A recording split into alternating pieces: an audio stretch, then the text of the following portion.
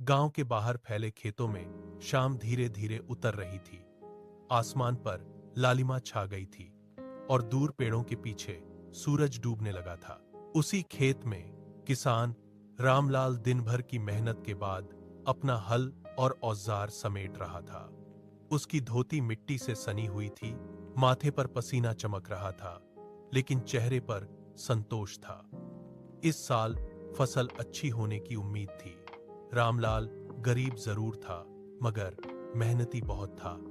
उसकी पत्नी और 2 छोटे बच्चे हर शाम उसकी राह देखते थे।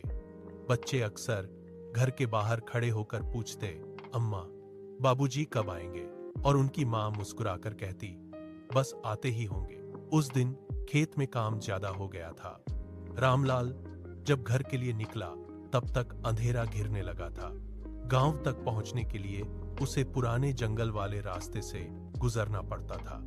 लोग कहते थे कि उस रास्ते पर रात में छलावा दिखाई देता है। कई लोगों ने अजीब आवाजें सुनने और साया देखने की बातें कही थीं, लेकिन रामलाल इन बातों पर ज्यादा विश्वास नहीं करता था। वह तेज कदमों से आगे बढ़ रहा था। हाथ में लालटेन थी और कंधे पर औजार। अचानक पीछे से किसी के पैरों की आवाज आई। ऐसा लगा जैसे कोई उसके पीछे पीछे चल रहा हो। उसने मुड़कर देखा, मगर वहां कोई नहीं था। उसने सोचा शायद उसका भ्रम होगा। कुछ दूर आगे बढ़ने पर फिर वही आवाज सुनाई दी, थक थक। इस बार आवाज और करीब थी। रामलाल के कदम धीमे पड़ गए। हवा भी अचानक ठंडी हो गई। पेड़ों की डालियां अजीब तरह से हिलने लगी। तभी उसे लगा जैसे सफेद कपड़ों में कोई लंबा सा आदमी दूर खड़ा उसे घूर रहा हो। उसकी आंखें चमक रही थीं।